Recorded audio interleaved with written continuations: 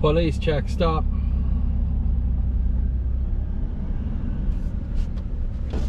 What up?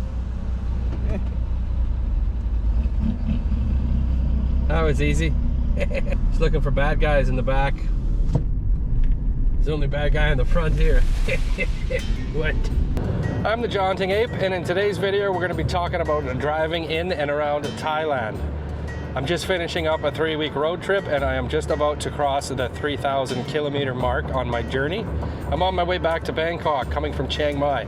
Police checkpoints, they are very plentiful here. I've been through probably 15, 16 police checkpoints and I haven't had any trouble. They pretty much always just wave me through. There was one guy that tried talking to me. I don't know what he's saying because he's speaking Thai and I'm not Thai, so I didn't speak Thai. I spoke English to him and he didn't speak English. So we had a couple words and we stared at each other for a bit and then he just waved me on. I did have a driver that was taking me up to Alamo, to the Golden Triangle, and we got pulled over driving in the dark on the way home, and the police actually pulled him out and made him do a PP test right there and then. They were looking for amphetamines. I guess a lot of the truck drivers like to use them, and they like to drive truck for 2 or 3 days straight and just keep going. That's what they want to do. They want to test your PP and take you to jail or take a bribe. About 10,000 baht would get you out of a bribe. Roughly $450 Canadian, $500 Canadian, something like that would get you out of jail if you tested positive for something you shouldn't be doing. If you are driving in Thailand, you're gonna need one of these. This is a international driving permit, and it is classic move from the police to pull you over, and a lot of tourists, especially driving scooters, they don't get these before they come. And it's an instant 500 baht ticket, or about $20 Canadian. So if you're gonna drive in Thailand, before you come, make sure you get yourself an international driving permit. 114,000. That is the number of traffic speed cameras that they have here in Thailand. And I've driven through a lot of them, probably a little faster than I should have. So I'm very curious to see what's gonna happen when I drop the car off here in about 2 hours. So let's start off with the rental vehicle. When I arrived in Bangkok, I landed at about 6:30 a.m. and I had my rental vehicle, my bags, everything. Pretty darn convenient. They do all the paperwork here at the airport and they're gonna bring the car right to me here. So sit down, wait 10 or 15 minutes, the car is coming, it's gonna be dropped off here, I'm gonna jump in, I'm gonna drive somewhere, I don't know where I'm going yet. Bada bing, bada boom, less than $500 for a 18 day rental, that's pretty darn good. By 8 o'clock I was on the road, and boy was that a journey. 200 kilometers to Hua Hin. At home that would take me about an hour, 45 minutes, but it took me 7 hours.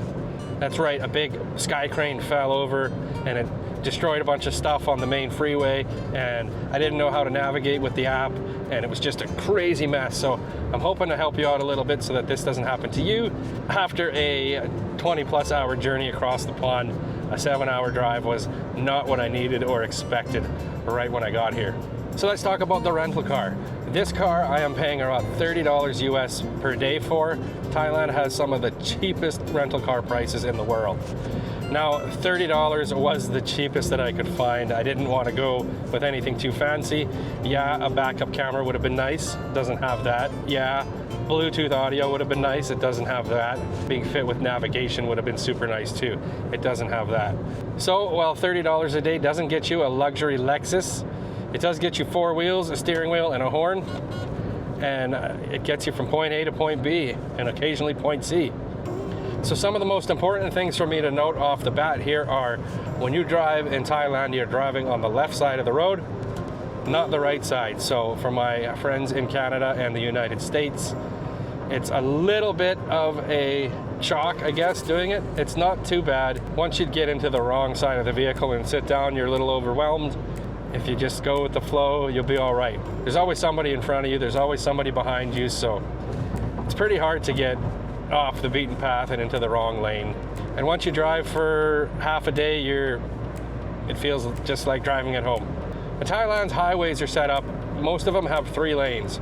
You got a slow lane for trucks, a medium lane for normal people, and a fast lane for fast people. They are limited at 80 kilometers per hour, 100 kilometers per hour, and 100 to 120 kilometers per hour. Let's talk about some of the challenges while driving in Thailand. Now, I did a crazy drive. I drove from Khao Sok National Park, which is way down south, all the way up to Chiang Mai, which is way up north. It's about 1,400 kilometers apart, and it took me over 20 hours of driving. I left Khao Sok at about 10:30 in the morning, and I arrived in Chiang Mai the next day at about 1:30 in the afternoon. This was a challenging drive.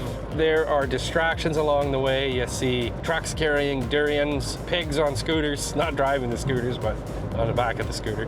These big Buddhas in the mountains, just the mountains themselves, you can't stop staring at. There's a lot of distractions. Now, I tried, the first day I made about 800 of that 1,400 kilometers, and I ended up driving quite a bit into the night. Now, this is another challenge. Driving in the night is challenging, especially when you're driving a $30 car. The headlights on this car are garbage. There's something about the pavement here that it just absorbs your headlights even more than they do at home. I don't get it. A good part of the highway is lit up with street lights, but there's maybe 20% of the drive it wasn't, and when it wasn't, it was very hard to see. Now, on that drive to Chiang Mai, I did end up stopping at a gas station, 7-Eleven, to have super power nap. 1,000 kilometers later, whew, and I'm tired. Been driving for 13 hours and 1,000 kilometers here through some crazy traffic. Looks like I got about 7 hours left, but can't do it. I'm gonna nod off here, get some shut-eye, and whenever I wake up, I'll continue the journey.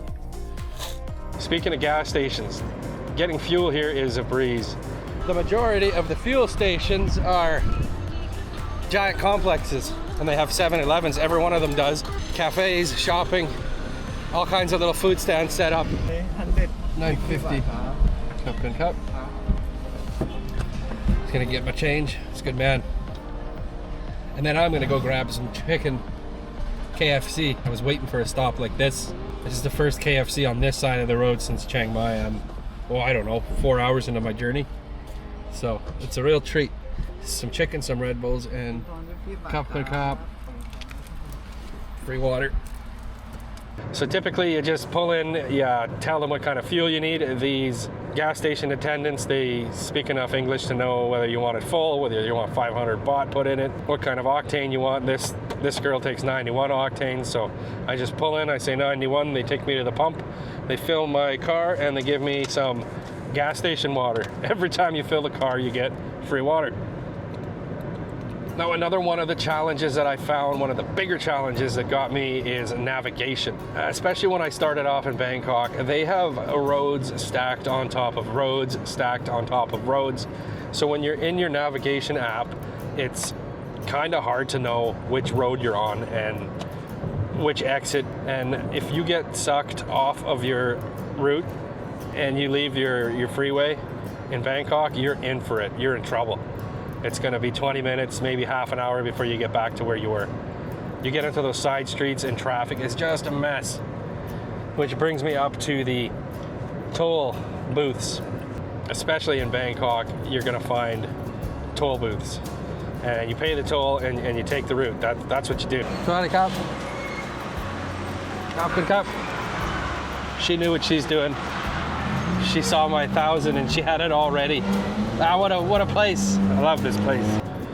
Without it, you're screwed. You're bumper to bumper traffic for the rest of the trip. Your whole trip. You'll be stuck in there for 2 weeks. So I am about 2 hours out of Bangkok yet, and you're in for a treat. I'm just coming over the 3,000 kilometer part of my journey. Another distraction that you find here in Thailand is these gigantic billboards. They are massive, and sometimes there's super good looking women on them. Why are they so big? And how much does it cost to advertise?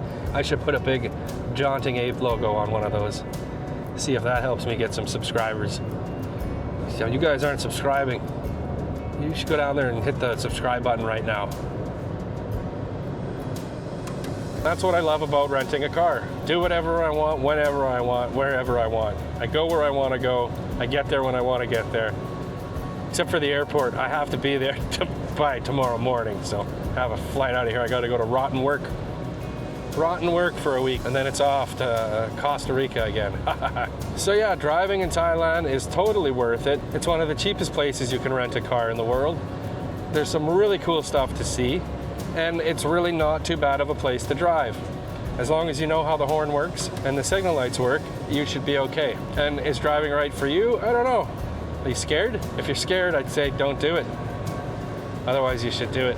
My number one piece of advice for driving in Thailand would be to just go with the flow. Don't get yourself in a hurry. When you're in a hurry, you get frustrated when you get behind. You start to make mistakes, you get hungry. Just go with the flow. Traffic runs pretty smoothly here, and you just got to absorb into it and let it take you to where you're going. I'm the Jaunting Ape. If driving in Thailand is something that you think you should do, I wouldn't hesitate to try it.